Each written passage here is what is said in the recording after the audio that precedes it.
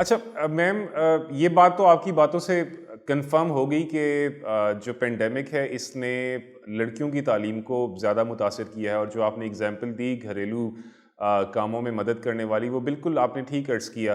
اچھا، لڑکیوں کی تعلیم سے اگر آگے بات کریں، ایک تو جو بلوچستان کا ایجوکیشن سیکٹر پلان ہے جو 2020 سے 2025 تک کا ہے، اس کے اگر کچھ سیلینٹ فیچرز کے بارے میں آپ ہمیں آگاہ کر دیں۔ سیکنڈلی، وہ کس طریقے سے انشور کرتا ہے کہ لڑکیوں کی تعلیم کو وہ بہتر کرے اور لڑکیوں کی انرولمنٹ کو یا ان کی ایکسس کو مزید جو ہے نا امپروو کر سکے؟ ذرا اس کے بارے میں پلیز بتا دیجیے۔ جی جی، یہ بلوچستان ایجوکیشن سیکٹر پلان جو ہے ایک بہت بڑا پلان ہے۔ بلوچستان کا جتنا بھی ایجوکیشنل ایک فاؤنڈیشن آپ سمجھ لیں سسٹم ہے، وہ پورا اس پہ ریلائی کرتا ہے۔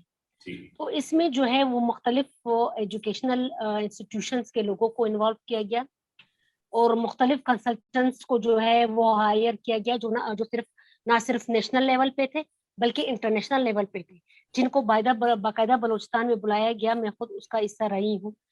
تو اس کے جو فیچرز ہیں، اس میں مختلف فیچرز پہ کام کیا گیا، جن میں لرننگ کے مختلف اس کے ڈومینز تھے۔ اس میں ڈیٹا اینڈ ریسرچ کے بارے میں تھا، اس میں جو ہے وہ بچوں کے ویلفیئر کے بارے میں تھا، اس میں گرلز ایجوکیشن اور اس کے ایکسیس کے بارے میں تھا، اس میں کیریکولم کے بارے میں تھا۔ ظاہر اس وقت پینڈیمک جو تھا وہ نہیں آیا تھا، یہ اس سے پہلے جو ہے وہ ہم نے اس کو پلان کیا اور اس کو باقاعدہ بنایا۔ تو اس میں مختلف چیزوں کے بارے میں تھا۔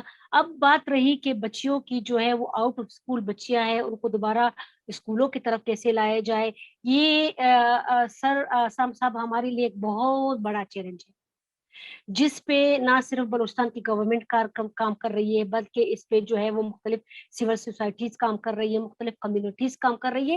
ایون کہ میں نے خود اس پہ بہت زیادہ کام کیا ہے۔ ہمارے آگے بہت زیادہ بیریئر ہے۔ ہمارے ہاں آگے سب سے جو بڑا بیریئر ہے وہ کلچرل بیریئر ہے، بالکل۔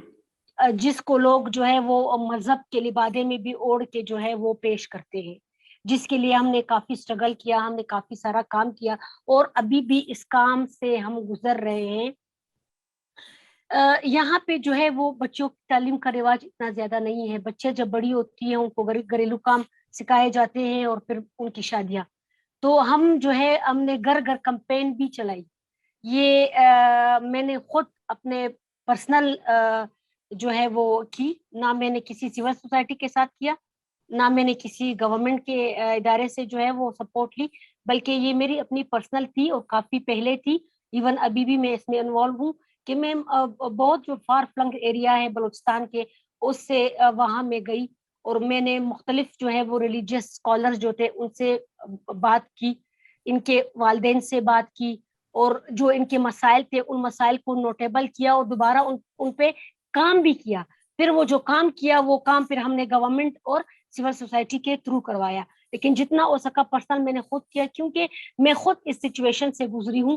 I was just 15 to 16 years old when I got married، جب میری شادی ہوئی۔ اس کے بعد جو میں نے اپنی تعلیم جاری کی اور میں نے جو ہائر ایجوکیشن تک میں پہنچی، پھر میں جاب تک پہنچی، تو یہ ایک بہت بڑی مشکلات کا سامنا مجھے کرنا پڑا۔ ظاہر ہے میں خود ایک پشتون قبائل سے تعلق رکھتی ہوں، تو ان سب چیلنجز کو مد نظر رکھتے ہوئے مجھ میں یہ جوش اور والا تھا کہ جس طرح میں آگے بڑھی ہوں تو میں نے اپنے باقی بچوں کو بھی آگے بڑھانا ہے۔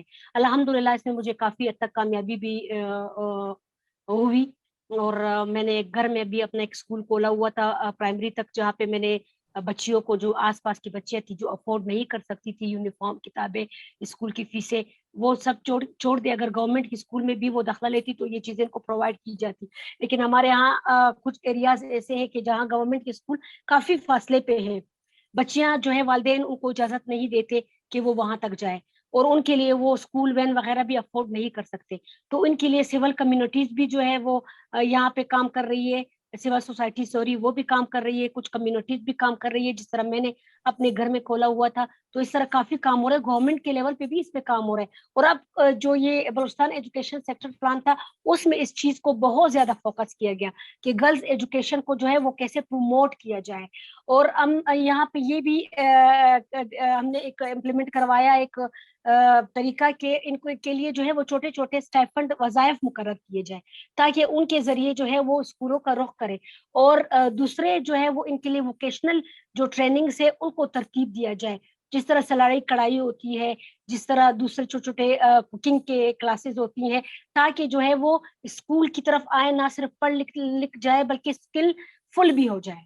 बिल्कुल ठीक। और मैम आपकी जो अपनी जो आपने ज़िक्र किया अपने पर्सनल एक्सपीरियंस का कि कम उम्र में शादी होगी लेकिन उसके बावजूद आपने एजुकेशन को भी कंटिन्यू किया और माशाल्लाह आप गवर्नमेंट के डिपार्टमेंट के साथ भी मुंसलिक हैं, सो दैट्स वेरी इंस्पायरिंग।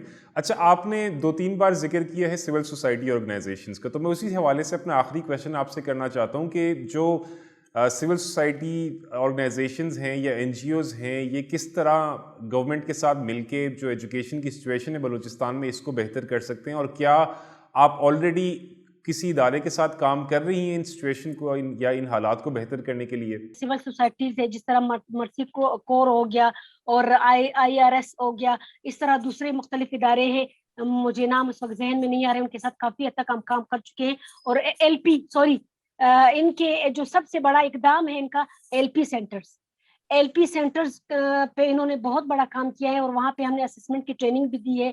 इनके प्राइमरी लेवल के और मुख्तलिफ जो पैकेजेस होते हैं, पैकेज ABCD इनके बनाए हुए होते हैं अपने, उनके हमने एग्जाम कंडक्ट करवाए हैं, क्वेश्चन पेपर की ट्रेनिंग दी है, असेसमेंट की ट्रेनिंग दी है, टीचर ट्रेनिंग दी है।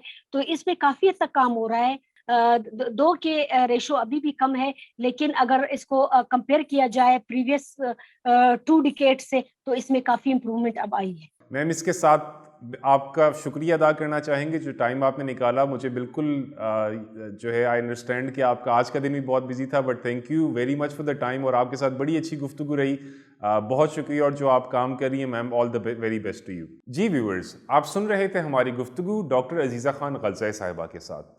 उन्होंने हमें बड़ी तफसील से बताया कि बलूचिस्तान में इस वक्त तालीम को किन किन मुश्किलात का सामना है, और इन मुश्किलात को हल करने के लिए हुकूमत क्या क्या इकदाम कर रही है। हम अपनी अगली एपिसोड में एक नए गेस्ट के साथ दोबारा हाजिर होंगे। हमारा प्रोग्राम जो बात है देखते रहिए। अपना बहुत ख्याल रखिए। अल्लाह हाफिज़।